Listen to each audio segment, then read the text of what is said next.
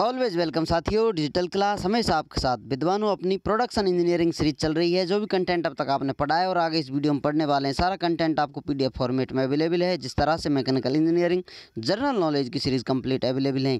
इन नोट्सों का इस्तेमाल आप SSC, RRB, state, JEE, GATE, BTech, AMI के एग्जामिनेशन के लिए कर सकते हैं। इससे पिछली वीडियो में साथियों हम शुरुआत कर चुके हैं मशीनिंग किस प्रकार से स्टार्ट कर दी जाती है और वर्क पीस को किस प्रकार से दूसरे फॉर्मेट में या कहा जाए प्रोडक्ट में फॉर्म करने के लिए क्या क्या प्रोसेस किए जाते हैं, वो मशीनिंग में आते हैं। उन पर हम विचार कर रहे हैं। तो क्या चेंज आ रहा है, टूल को किस प्रकार से जाना जा रहा है, वर्क पीस में क्या चेंज देखने को मिल रहे हैं, किस चीज़ को किस नाम से जाना जा रहा है। तो इस प्रकार हम घूमते फिरते आ चुके हैं एंगलों की तरफ।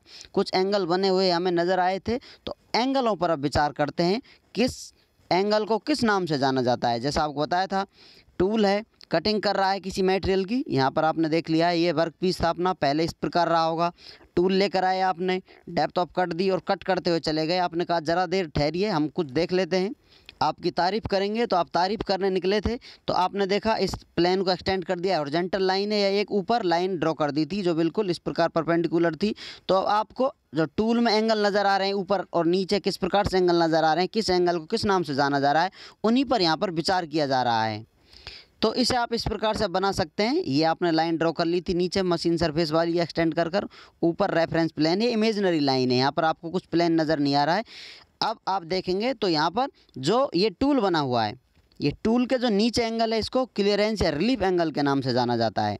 और जो टूल के ऊपर एंगल बना हुआ है इसे रेक एंगल के नाम से जाना जाता है, जो अल्फा से यहाँ पर एक्सप्रेस कर रखा है। यदि ये इधर है, इस प्लेन से इधर की साइड में पॉजिटिव है, इधर चला जाए तो नेगेटिव रेक एंगल, ये भी आपको देखने को मिलेगा आगे। अभी यहाँ पर पॉजिटिव रेक एंगल है।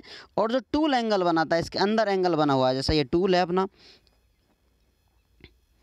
इस प्रकार से टूल नज़र आ रहा है। अब इसको आप इस प्रकार से एक्सटेंड कर दें तो एंगल बन रहा होगा, या कहीं भी आप देखना चाहें तो कुछ ना कुछ एंगल होता ही है। ये टूल इस हालत में किस प्रकार आ गया इसे भी जानेंगे, आगे चलते रहेंगे, आप धीरे धीरे सब कुछ जान जाएंगे। तो टूल के इस अंदर के एंगल को, जैसा कि आप कहें होठ बंद कर लिए इसने, एक ऊपर वाला होठ है, एक नीचे वाला होठ है, या फिर इस प्रकार से इसने मुँह बंद कर रखा है। ये आपको टिप नज़र आ रही है, होठ नज़र आ रहे हैं, वेज नज़र आ रहा है, कटिंग करता हुआ चाकू नज़र आ रहा है, उसी प्रकार इसका नामकरण कर दिया गया है। पॉइंट एंगल इसे आप बोल सकते हैं, लिप एंगल, वेज एंगल या नाइफ एंगल के नाम से पुकार सकते हैं। अब आप इस इमेज को देखकर, इस डायग्राम को देखकर आसानी से बता सकते हैं कि जो एंगल हैं ये बिल्कुल परपेंडिकुलर है, तो 90 डिग्री एंगल बन रहा होगा इनके मध्य में। अब एक दूसरे को आप चेंज करेंगे, कम ज़्यादा करेंगे, तो इनका जो योग होगा वो समेसन जो होगा 90 होगा। आप किसी को कम ज़्यादा करें, एक को कम करेंगे दूसरे को ज़्यादा होना होगा, किसी को आप ज़्यादा करेंगे तो किसी दूसरे को कम करना होगा। या कहा जा सकता है इन्होंने कसम खा रखी है एक दूसरे का साथ निभाने की, हम साथ ना छोड़ेंगे तेरा साथ साथिया मरते दम तक। तो आप कह सकते हैं always alpha plus psi plus gamma is equal to 90। किसी को आप बढ़ाएंगे तो किसी को घटाना होगा, ये एक दूसरे का साथ देंगे, हमेशा 90 डिग्री एंगल ये बना रहेगा। तो चलिए अब टूल पर नज़र डाल लेते हैं। ये अपना नया टूल है, ये पुराना टूल है। एक दूसरे से बात कर रहे हैं, जो तेरा हाल है वही मेरा हाल है। एक दूसरे से बात किए जा रहे हैं, लेकिन शायद एक दूसरे से झूठ बोल रहे हैं। अब इनके झूठ के बारे में बात करते हैं, क्या झूठ बोल रहे हैं।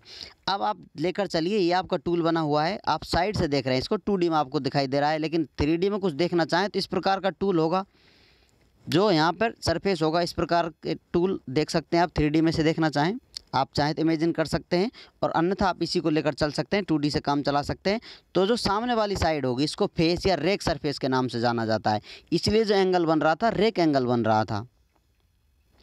और जो इसका पिछला पार्ट है इसको क्लियरेंस, रिलीफ सरफेस, या आप दूसरा नाम देना चाहें तो इसे फ्लैंक के नाम से भी जाना जाता है। या तो आप क्लियरेंस सरफेस कहें इसे, रिलीफ सरफेस की बात की जाए, रिलीफ सरफेस, या फिर फ्लैंक की बात की जाए, तो आप समझ जाना कि इसके पिछले हिस्से की बात की जा रही है टूल के।